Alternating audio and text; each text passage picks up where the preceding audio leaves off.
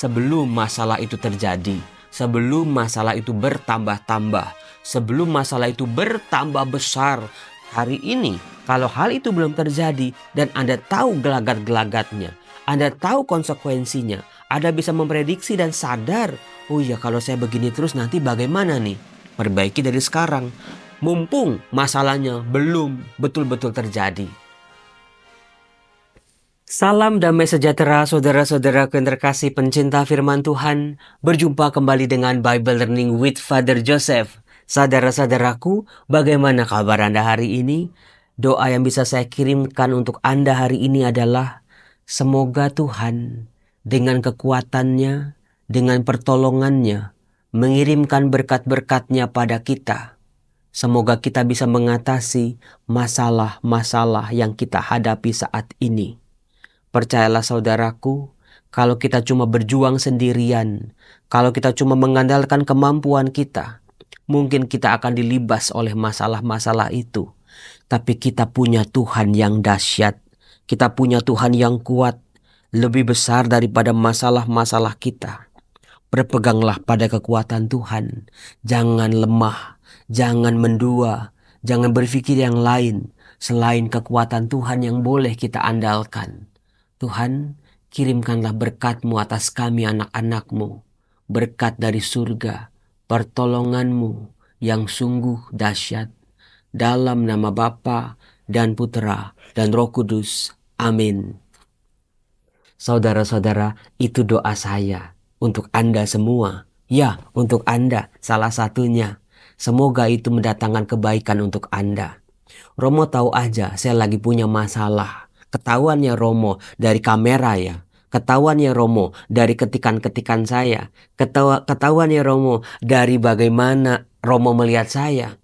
Saudara-saudaraku yang terkasih, masalah yang kita hadapi seringkali ikut kebawa dalam cara kita berpikir, cara kita berkata-kata, cara kita memandang orang, cara kita memandang diri sendiri, cara kita berdoa. Itu udah kelihatan bagaimana sebesar apa masalah yang sedang dihadapi. Sepinter-pinternya orang menutupi masalah rumah tangganya, akan keendus juga, akan kecium juga. Sepandai-pandainya orang menutupi masalah keuangannya, masalah kesehatannya, akan kebongkar juga saudara-saudara oleh orang-orang di samping kiri, samping kanan, orang-orang yang sangat perhatian dengan kehidupan kita. Mereka pasti tahu. Sakit kanker misalnya ditutup-tutupin, tapi kan pada akhirnya badannya juga nggak bisa berbohong. Makin kurus, makin kurus, makin kurus. Akhirnya ketahuan juga. Ibu lagi sakit ya. Akhirnya kita harus ya mengakui apa adanya. Atau sering nangis dalam doa. Atau jadi lebih banyak murung. Lebih menarik diri dari pergaulan. Diajak kemana nggak mau, diajak kemana nggak mau. Oh ternyata lagi punya masalah. Saudara-saudara yang terkasih, setiap orang punya masalah. Maka dari itu, jangan suka menghakimi orang lain ya. Kita nggak tahu masalah apa yang sedang dihadapinya. Bisa jadi di depan kita dia cuma pura-pura tegar, pura-pura kuat, tapi sebetulnya di dalamnya hancur lebur. Nah, saudaraku, apakah Anda tahu bahwa diri kita ini diberi rahmat dan kemampuan sebetulnya? Kita bisa tahu masalah yang kita hadapi sekarang ini, yang sedang membuat kita babak belur, sebetulnya sudah bisa kita prediksi jauh-jauh hari. Sebaliknya juga, kalau tindakan kita seperti ini sekarang ini, misalnya mencontek dari hal-hal yang kecil-kecil, kagak jujur dengan pasangan, nggak terbuka dengan orang tua misalnya, itu kita bisa prediksi. Mungkin bukan di minggu depan atau bulan depan, tapi bisa kita prediksi jauh ke depan gitu, 5 tahun lagi, 10 tahun lagi akan jadi apa. Jadi kita diberi kemampuan oleh Tuhan sebetulnya dengan akal budi ini untuk waspada, sadar segala tindakan kita ada konsekuensinya. Kalau kita melakukan yang baik, berpikir yang baik, merasa yang baik, kita udah tahu nih konsekuensinya apa. Sebaliknya, kalau pikiran kita jahat, omongan kita jahat, mata kita jahat, hati kita penuh dengan dengki, tindakan-tindakan kita penuh dengan kejahatan, sudah bisa diprediksi kok nanti akan apa yang terjadi. Misalnya ya, pasangan yang sudah mulai selingkuh-selingkuh. Mungkin nggak langsung gedebak-gedebuk, selingkuhnya berat-berat. Tapi kan kayak lagunya Nia dan Niati kalau nggak salah ya. Atau siapa itu? Mulanya biasa saja. Semua dosa itu awalannya biasa-biasa, saudara-saudara. Namanya juga si jahat, paling pinter dari hal-hal yang kecil-kecil yang sering kali membuat kita lengah. Setelah kita lengah, kita terbiasa. Kita jadi ahli dalam hal dosa. Wah, kalau dulu waktu chatting-chattingan sama selingkuhan masih suka dakdikduk. Tapi setelah udah beberapa kali udah ahli. Udah tahu di mananya, kapannya, cara-caranya supaya nggak ketahuan. Demikian juga dengan korupsi, demikian juga dengan dosa-dosa yang lain. Kalau dosa-dosa itu berulang-berulang dari hal-hal kecil, hati-hati. Lama-lama kita jadi ahli dalam perbuatan dosa. Lama-lama kita nggak merasa lagi bersalah melakukan tindakan itu. Hati-hati saudara-saudara, kalau Anda mulai terbiasa dengan dosa dan kesalahan, sering banget ngomongin orang. Wah, dia ibu ini udah paling ahli banget lah, sumber informasi yang terpercaya kalau soal ngomongin orang. Hati-hati banget itu, direm. Bisa jadi ketika Anda nggak ada di tempat itu, dalam kelompok itu, giliran Anda yang diomongin. Sakit banget itu saudara-saudara. Hati-hati, hati-hati dengan dosa dan pelanggaran. Apalagi kalau kita sudah mulai ahli, menguasai supaya tidak ketahuan. Nah, saudara-saudaraku terkasih, dalam bacaan Injil hari ini, itu Lukas bab 12 ayat 54 sampai 59. Tuhan Yesus sendiri berkata, "Apabila kalian melihat awan naik ke sebelah barat, segera kalian berkata, akan datang hujan." Dan hal itu memang terjadi.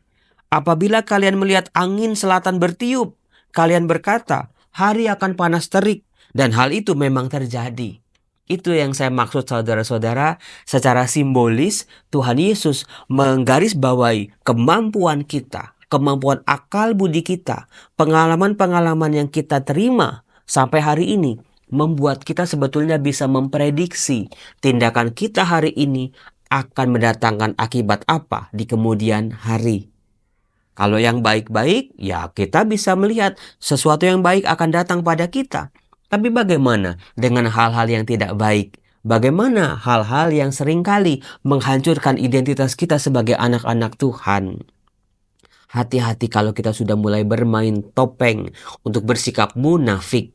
Orang-orang mungkin gak tahu kita bohongin, tapi Tuhan sendiri yang paling tahu. Maka saudara-saudara, sebelum masalah itu terjadi, sebelum masalah itu bertambah-tambah, sebelum masalah itu bertambah besar, jadi kompor meleduk, jadi masalah yang seperti bom waktu, hari ini, kalau hal itu belum terjadi dan Anda tahu gelagat-gelagatnya, Anda tahu konsekuensinya, Anda bisa memprediksi dan sadar, oh ya kalau saya begini terus nanti bagaimana nih? Perbaiki dari sekarang. Mumpung masalahnya belum betul-betul terjadi. Misalnya, kerenggangan antara suami dan istri. Mungkin sih mulanya bisa cuma ribut-ribut kecil. Lalu diem-dieman. Udahlah, diemin aja. Silent treatment kalau kata orang sekarang. Sampai minggu depan dia minta maaf nggak? Minggu depan nggak minta maaf. Lihat bulan depan dia minta maaf nggak? Silent treatment. Nggak minta maaf lagi. Lama-lama bertahun-tahun sampai ujung-ujungnya nanti. Kalau sudah suami istri ikatannya terpisah, yang dilihat adalah kejelekan demi kejelekan satu sama lain. Kalau udah begitu, persidangan perceraian yang seolah-olah menjadi satu-satunya jalan keluar. Saudara-saudara terkasih, api-api yang kecil itu kalau kita tiup sebetulnya bisa langsung padam kok. Tapi kita seringkali malah mainin api. Mainin api gitu ya, ini simbolis ya. Ya kita tambahin apalah, jerami lah, kertas lah kita masukin, semua kita masukin yang mudah terbakar, bahkan sampai gas LPG aja kita masukin. Lalu tiba-tiba jedar. Saudara-saudara, sebelum jeder begitu, dari sekarang mumpung masih bisa ditiup itu, tiup sekarang. Semua hal-hal yang Anda tahu nih, Anda bisa prediksi ke depan akan jadi apa. Selesaikan sekarang. Betul-betul, saudara-saudara yang terkasih. Itu kita diberi kemampuan itu sama Tuhan. Yesus melanjutkan, "Hai orang-orang munafik, kalian tahu menilai gelagat bumi dan langit, tetapi mengapa tidak dapat menilai zaman ini?" Menilai zaman ini artinya menilai diri kita, berkenalan dengan diri kita. Coba secara random ya, secara acak, Anda coba tulis di buku Anda 10 entah hobi Anda, tindakan Anda, kebiasaan Anda, keunggulan Anda, lifestyle hidup Anda. Coba tulis 10 aja. Saya suka makan soto Betawi. Saya suka makan es krim. Saya suka olahraga. Saya suka berdoa. Saya suka berorganisasi. Saya suka daging-dagingan yang berlemak misalnya. Lalu nanti Anda pilah-pilah saudara-saudara. Mana nih dari tindakan-tindakan itu yang Anda tahu sebetulnya ke depan itu akan jadi apa? Hal positif ke depan akan jadi apa? Hal negatif ke depan akan jadi apa? Itulah yang dimaksud dengan pintar atau pandai mengetahui, menilai gelagat bumi dan juga menilai zaman ini. Apa yang sedang terjadi dengan diri kita, dengan badan kita, dengan rohani kita, dengan kehidupan kita. Saudara-saudaraku terkasih, saya percaya masih banyak orang-orang yang percaya pada kekuatan keluarga sebagai sumber rahmat, sumber berkat. Kalau sendiri aja berkatnya banyak, apalagi berdua, Romo. Apalagi kalau bersatu, berkatnya makin gede. Apalagi kalau ada anak-anak, Romo. Anak-anaknya bersatu, makin gede lagi berkatnya. Saudara-saudara, meskipun kita kenal, kita dengar ya, banyak orang mengalami kesulitan dalam hidup berkeluarga. Tapi jangan sampai narasi, kisah, pengalaman tentang kekuatan hidup berkeluarga isinya cuma negatif-negatif doang. Berkat Tuhan buat keluarga sungguh-sungguh hadir dalam keluarga kita. Nah, saudara-saudaraku yang terkasih, kemudian di surat Paulus kepada jemaat di Efesus itu bab 4 ayat 1 sampai 6. Ini waduh, saya tadi khotbah sama para frater, saya bilang saya nggak perlu khotbah panjang-panjang, cukup kalian baca aja udah apa yang ditulis oleh Paulus kepada jemaat di Efesus ini. Sudah sangat jelas apa maksudnya.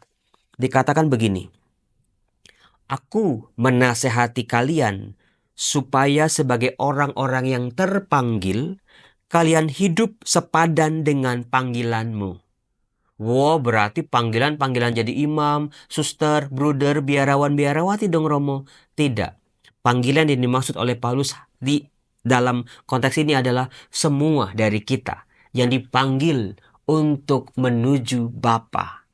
Kita yang sudah dibaptis artinya kita sudah dipanggil masuk dalam persekutuan dengan keluarga kerajaan Allah, dengan keluarga Yesus Kristus, keluarga besar kita ini.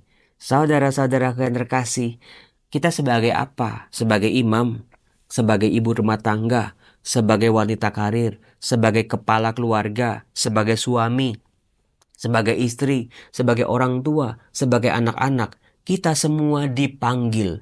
Itulah panggilan kita. Tapi saudara-saudara, pertanyaannya adalah apakah kita sudah hidup selaras atau sepadan dengan panggilan itu? Misalnya, kalau seorang suami harus menikah dengan satu istri, tapi tidak bisa mengendalikan nafsunya, sehingga juga colek sana, colek sini, colek jajan sana, jajan sini. Waduh, harus disadari, itu nggak selaras dengan jalan panggilanku, dengan panggilan sebagai suami. Sebagai orang tua misalnya, nggak pedulian sama anak. Pendidikan anak-anak nggak dipeduliin. Pokoknya orang tuanya egois, nggak pernah ada di rumah. Hobinya badminton terus, anak-anaknya terlantar, nggak mengalami kasih sayang orang tuanya, misalnya. Apakah itu selaras dengan panggilan hidup kita? Sebagai imam juga seperti itu. Kalau saya begini dan begitu, sudah menjadi seperti yang dikatakan oleh Tuhan Yesus, kita sudah bisa menduga, iya ya, kebiasaanku, cara hidupku tidak selaras dengan panggilanku. Sebagai anak, wah kalau sama orang tua bentak-bentak, mau menang sendiri, selalu nyalain orang tua. Apakah itu selaras dengan panggilan sebagai anak, sebagai orang tua, juga sebagai mertua, sebagai apapun kita, profesi kita, panggilan kita, pelayanan kita, kita semua dipanggil sebagai anak-anak Allah. Tapi apakah kita sudah hidup selaras dengan panggilan itu? Supaya kalau sudah selaras kita bisa punya harapan ke depan. Aku pasti jadi lebih baik. Aku jadi orang besar. Aku punya arti dalam hidup ini misalnya. Nah kemudian ini dia. Ada beberapa hal yang harus dicermati melalui surat Paulus ini. Hendaklah kalian selalu rendah hati. Apapun panggilan kita, imam, frater, suster, biarawan, biarawati, pengusaha, orang hebat, wartawan, cuma ibu rumah tangga, bukan cuman itu pekerjaan yang berat itu. Kita diminta untuk rendah hati. Masyarakat itu paling nggak suka sama kesombongan. Tuhan juga begitu. Banyak kisah-kisah dalam kitab suci, dosa jatuh ketika manusia jadi sombong. Maka rendahkan hatimu di hadapan orang. Kita hebat, tapi nggak perlu kita pamer-pamerin kehebatan kita dengan sengaja gitu ya, supaya orang tahu. Biar orang lain aja yang menilai. Kita melakukan perbuatan-perbuatan baik gitu ya, lalu gosipin sama orang, disalah tafsirkan sama orang, biarin aja ya udah mulut-mulut dia. Yang penting kita rendah hati, digosipin, diomongin kejelekannya. Coba pikirin, kejelekan kita aja diomongin sama orang itu, apalagi kelebihan kita. Nah, itu dia. Coba dibalik pola pikirnya. Lemah lembut. Artinya bisa berkata-kata seperti manusia pada umumnya. Manusia yang bisa mengenal cinta, manusia yang bisa mengenal kasih. Kalau anjing kan ya cuma bisa menggonggong, ayam cuma bisa kukuruyuk. Kalau apalagi kodok gitu cuma bisa kuek-kuek aja. Tapi manusia bisa berkata-kata dengan lemah lembut. Nggak usah pakai toa, nggak usah teriak-teriak, nggak usah pakai emosi kalau ngomong. Orang lain juga ngerti. Nggak usah pakai marah-marah, dikit-dikit marah, dikit-dikit marah. Sehingga orang yang kita ajak ngomong nggak tahu apa yang kita mau. Anak-anak zaman sekarang nih, ayo adik-adik. Kalau kalian punya mau, kalian punya maksud. Jangan ngomongnya sambil marah sama mama sama papa. Nah ini mama papanya nggak tahu kamu maunya apa. Betul kan? Betul. Nah ini yang Romo Yosef harus belajar ini. Yang ketiga, sabar. Sabar. Betul-betul. Romo kalau saya di runut-runut Romo, di rankingin Romo tentang kesabaran, mungkin saya ranking satu Romo. Dari zaman dulu nungguin itu doa-doa saya terkabul Romo. Puluhan tahun Romo. Saya udah sangat sabar. Puji Tuhan. Bersabar. Hidup di kota besar kadang-kadang menguji kesabaran kita. Macet lah, orangnya lelet lah, orangnya banyak komplain lah, banyak mengeluh lah, sehingga kita jadi, waduh, gak sabaran, gemes, gregetan. Kalau bisa cepet, kan bisa enak, bisa lakukan yang lain. Tetapi ini lama banget, lelet banget. Sehingga menghancurkan pelayanan juga sebetulnya. Sabar, saudara-saudaraku, biarlah orang menilai diri kita. Suami dan istri ketika menikah, suaminya cuek-cuek. Coba istrinya dengan sabar ya. Misalnya, sendokin nasi sebelum makan misalnya. Atau lapin piring waktu mau makan di restoran gitu ya. Atau mau masuk mobil, pintunya dibukain. Seorang istri gemes mungkin sebulan dua bulan nih suaminya nih dablek banget nih. Nggak pernah servis istrinya. Tapi saya percaya akan ada timbal balik. Suami-suami yang seperti itu akan belajar dari istri dan itu tidak terduga. Saudara-saudara terkasih, show our value. Tunjukkan nilaimu. Tunjukkan karaktermu yang baik. Meskipun orang di sekitar kita tidak menghargainya, tetapi sabar dengan waktu Tuhan, sabar dengan kebaikan ini. Mereka akan berubah kok, percaya sama saya. Tunjukkanlah kasihmu dalam saling membantu. Meskipun Romo saya aja sendiri lagi dalam kesulitan Romo. Tapi kan kita bisa bantu yang lain sebetulnya. Romo saya aja terbatas Romo. Cari apa yang bisa kita lakukan untuk saling membantu orang-orang yang lebih menderita dari kita. Saudara-saudaraku terkasih, inilah 4 hal, 4 rahasia yang dibongkar oleh Paulus. Kalau Roh Kudus mau turun atas diri kita, Roh Kudus turun atas keluarga kita, Roh Kudus, Roh Pemersatu, hidup betul-betul menjadi kekuatan kita mengatasi masalah-masalah kita. Kalau dalam keluarga cuma istri yang berjuang, suami yang berjuang, berat banget. Tapi kalau bersama-sama, anak juga ikut berjuang, masalah yang besar akan bisa diatasi. Maka Paulus berkata, berusahalah memelihara kesatuan roh dalam ikatan damai sejahtera. Roh Kudus, Roh Pemersatu tinggal dalam keluarga kita, mengatasi segala konflik, mengatasi segala keretakan-keretakan rumah tangga. Ya Roh Kudus, tinggallah dalam rumahku. Ya Roh Kudus, naungi keluargaku. Ya Roh Kudus, berilah aku kekuatan untuk bisa rendah hati, untuk bisa sabar, untuk bisa lemah lembut, untuk bisa saling membantu satu sama lain.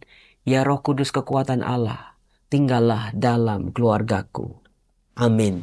Saudara-saudara, saya mau ngajar lagi. Semoga berkat Tuhan turun atas kita hari ini.